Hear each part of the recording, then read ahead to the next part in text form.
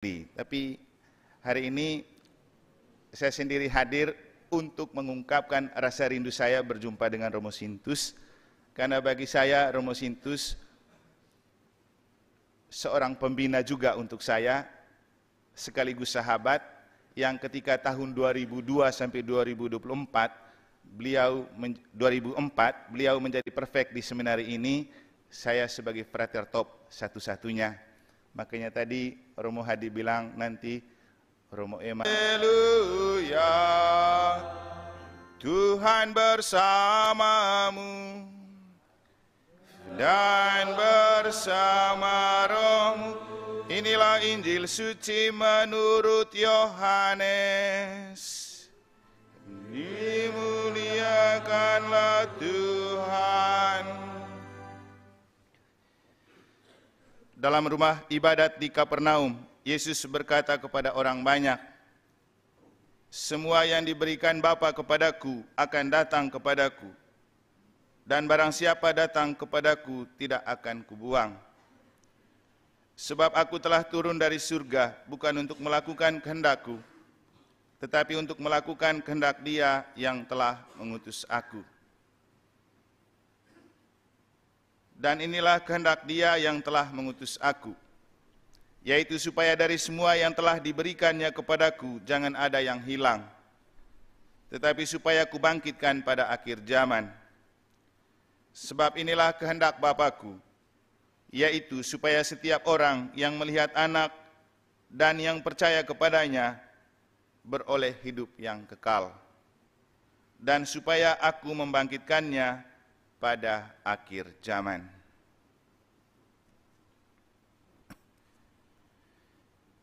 Demikianlah sabda Tuhan. Terpujilah Kristus.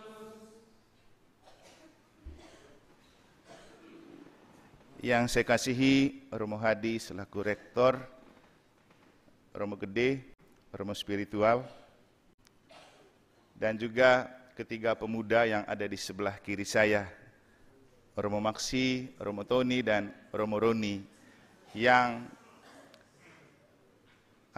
signing brightly-nya Anda semua bisa menilai siapa yang lebih.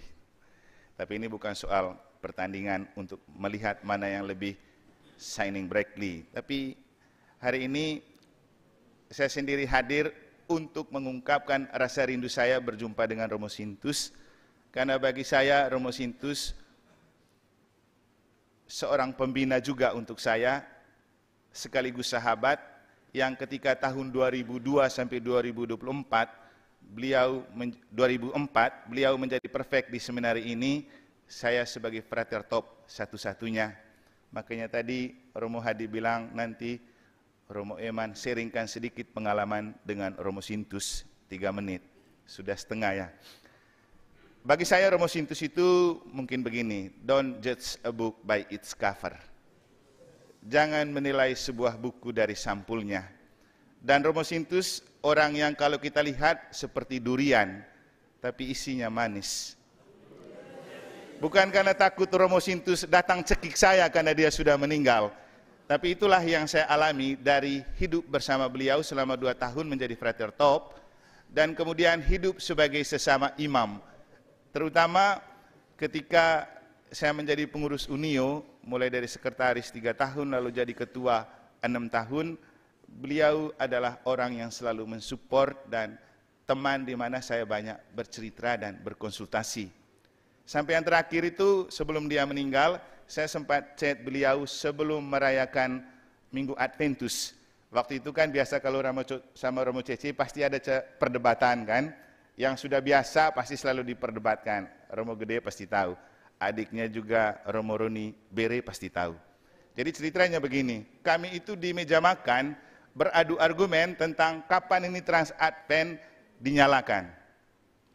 Kalau di ilmunya, bisa searching di YouTube, itu bisa dinyalakan dengan 2 cara. Satu setelah Tuhan kasihanilah, yang kedua setelah Injil atau khotbah. Lalu daripada kami bertengkar, lebih baik tanya Romo Sintus selaku komisi liturgi. Lalu saya chat beliau, kakak, mana sih yang benar ini Trans Advent dinyalakan? Lalu dia bilang, ya sebelum atau setelah Tuhan kasih nilai itu. Sudah, langsung saya lakukan itu. Setelah itu dengar berita dia meninggal. Pinginnya datang, tapi karena waktu itu kondisi masih dengan hari raya Natal, saya bilang, Romo Cece karena masih keluarga dekat, segera pergi ke sana, biar saya jaga paroki. Dan beliau bagi saya menjadi sangat dekat ketika 2 tahun lalu merayakan 25 tahun imamat. Sebenarnya dia meminta saya untuk berkhotbah pada waktu itu karena dia kenal baik saya sejak saya top di sini. Tapi karena satu dan lain hal kemudian Romo Baby berkhotbah, saya hanya menyampaikan sambutan sebagai ketua Unio. Ada rasa sukacita yang besar karena perayaan itu seperti perayaan untuk seorang yang keluar dari api penyucian, karena sebelum itu kan Romo Sintus sudah dengan kondisi yang waktu itu mungkin kita ada rasa hopeless betul untuk dia hidup. Tapi berkat karya Tuhan melalui perjuangan Romo Hadi lalu kemudian sehat, dan ternyata kesehatan itu diberikan oleh Tuhan untuk dia bisa menikmati perak imamat, karena setelah itu kan dia meninggal dalam kondisi yang sangat mendesak untuk kami yang jauh, tapi di sini pasti kamu tahu bagaimana kondisinya. Nah, saya mengatakan Romo Sintus itu sebuah buku yang mungkin dari sampul dan casingnya tidak menarik dan menakutkan, tapi isinya menarik. Karena waktu saya ada di sini sebagai Frater Top, saya mengalami kegoncangan panggilan, terutama ketika tahun kedua saya minta untuk top di paroki, dan Bapak Uskup malah tidak kasih, almarhum Monsinyur Benyamin Bria. Saya pulang dengan kecewa dan saya mencoba untuk bertahan, melanjutkan top tahun kedua, dan beliau muncul sebagai sahabat untuk menopang dan meneguhkan terus saja berjalan, biar kita enjoy saja di sini. Dan menurut saya kesuksesan terbesar yang kami rayakan waktu itu ketika saat saya praktek bersama Romo Sintus, kita itu pontang-panting menyiapkan festival Santa Cecilia waktu itu yang lagi sangat booming, dan waktu itulah seminari mendapat juara umum waktu di katedral. Itu sesuatu yang istimewa. Kenapa? Yang menyanyi semua batang-batang semua, laki-laki semua, tapi keluar sebagai juara. Dan kami pernah latih di salah satu tempat pariwisata yang jauh, di Sangeh gitu. Di situ kita latih anak-anak seminari sebelum mereka pentas. Kemudian waktu tahun 2005 juga kita merayakan 50 tahun seminari Tuke, dan beliau meminta untuk saya menulis profil tentang waktu itu Romo Wanto sebagai rektor, Romo Sintus sebagai prefek, kemudian Romo Matius di Lekeraf sebagai bendahara. Nanti ada di Scientia Lux edisi emas. Di situ ada banyak cerita tentang beliau juga. Nah, kemudian hal-hal itulah yang membuat saya merasa bahwa Romo Sintus memang tampaknya serem, tapi hatinya mulia. Dan kemuliaan hatinya itulah yang ia tunjukkan, sehingga tadi Romo Hadi bilang 80% dari hidupnya mengabdi untuk seminari. Jadi Romo Sintus itu alfa dan omeganya ada di seminari. Dan itu dia lakukan apa? Untuk melakukan kehendak Allah yang ditulis dalam Injil pada hari ini. Yesus datang untuk melakukan kehendak Bapa, dan dia standby di seminari untuk melakukan kehendak Bapa, untuk dia memformat dan menyiapkan calon imam terbaik untuk imamnya di generasi sekarang. Kenapa? Beliau juga sempat beberapa kali minta kalau bisa pindah ke paroki, tapi tidak jadi-jadi. Sampai dengan terakhir juga dia masih mau minta. Permintaannya waktu kita retret, karena beliau juga memberikan bahan sebagai narasumber, kalau bisa setelah perak dia tugas di paroki. Tapi tidak juga. Mungkin dia dan Tuhan tahu, bukan mungkin lagi. Tuhan dan dia tahu bahwa seminari adalah Romo Sintus, dan Romo Sintus adalah seminari. Sehingga sepanjang hidupnya sebagai imam sampai mati, dia mati di sini. Dan untuk saya, beliau adalah seorang pembina juga untuk saya sebagai calon imam pada waktu itu, dan sebagai seorang sahabat yang selalu meneguhkan ketika mengalami kegoncangan dan ketidakpastian dalam hidup panggilan.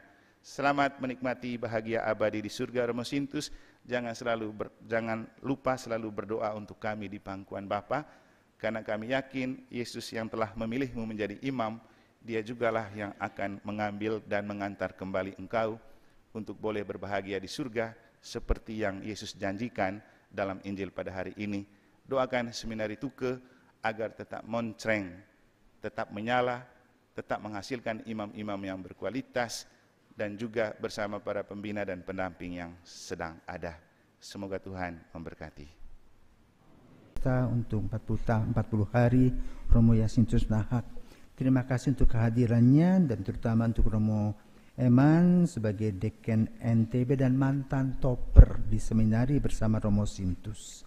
Juga bersama dengan Romo Roni dan para saudara-saudara kita yang bertugas di seminari.